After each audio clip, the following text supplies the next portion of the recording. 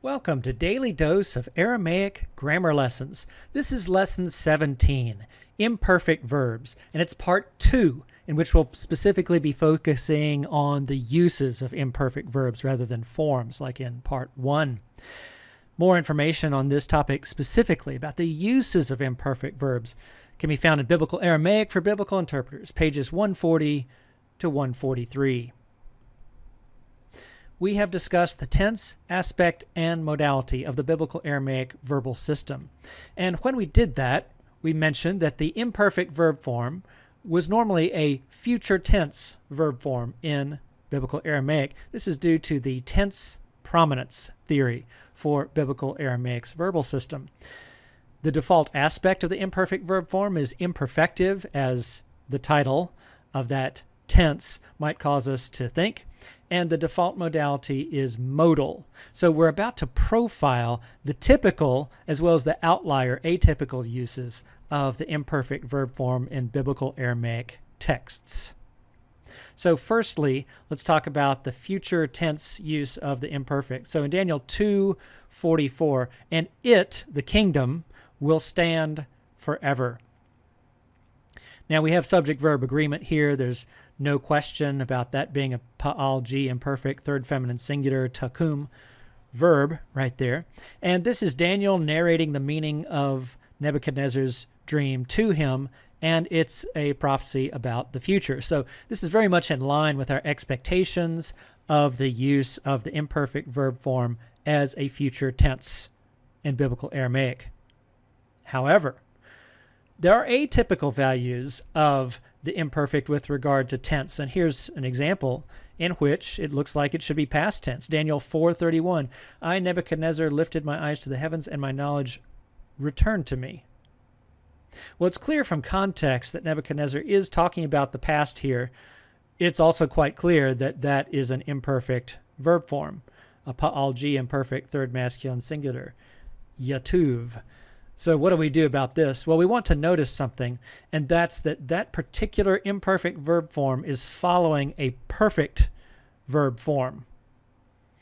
So what does that tell us? That should tell us that we should be looking out for imperfects that follow perfects in Biblical Aramaic to check for that perfect verb having set the time frame, and for whatever reason, the author choosing to follow that perfect verb with an imperfect. Okay, so I've outlined in white the perfect verb form in Daniel 4:31 that sets the tense value. Well, what about use of the imperfect as a present? Well, here in Daniel 4:14, there are three imperfect verbs that it seems like produce a value of tense that seems to be present. So to whomever he wishes, he gives it, and he sets it up over the lowliest of people. Now, this is not really talking about any particular present. So we've got some other ideas mixed in here about this is a modal expression as well, which is within the default value of the imperfect verb form. But the point here is this is not talking about the future at all. So this is a non-future use of the imperfect verb form, and thus is departing from expectation here in Daniel 4:14. Next, getting back to default uses and expected uses of the imperfect. In Daniel 7:10, and 10,000 times 10,000 were standing before him. So it's this were standing idea that we're focusing on here as far as viewpoint aspect.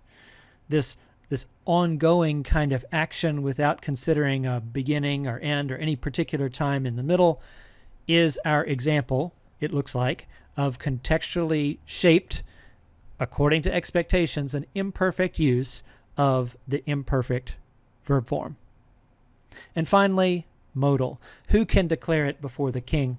So just like biblical Hebrew, Biblical Aramaic does not have a lot of markers for particular kinds of modality. So imperfect gets called in to perform lots of modal functions, in addition to the specific modal functions we expect of the volitional forms that we saw in Lesson 17, Part 1, the second and third person jussive, and the, of course, second person imperative. So coming back to Daniel 2:11 here, who can declare it? This is pa-ld imperfect third masculine singular. You can see the doubled middle radical there, the vav, plus third feminine singular suffix pronoun. And we remember from talking about the suffix pronouns that we expect there to be an energic noon in there. So that explains the form that we see in front of us. But this idea of can, is able to declare it, that is a modal concept, which we get the specific modal context from the surrounding context to know that it has to do with ability. But the idea that the imperfect is expressing a modal notion, a modal concept, that's the default value of the imperfect. It's expected. Well, that was a quick tour through the uses of imperfect verbs. We should notice something. Unlike biblical Hebrew, for biblical Aramaic, there are actually more perfect verbs than imperfect verbs. That's interesting. It just has to do with the content of the various biblical Aramaic passages in the Bible. And it pays to be aware of the normal tense aspect and modality values and be open to textual markers that would lead us to look at other possible values for tense aspect and modality. Departure from expectation, departure from default. Okay, well, I'm looking forward to now proceeding to the next lesson, lesson 18 with you.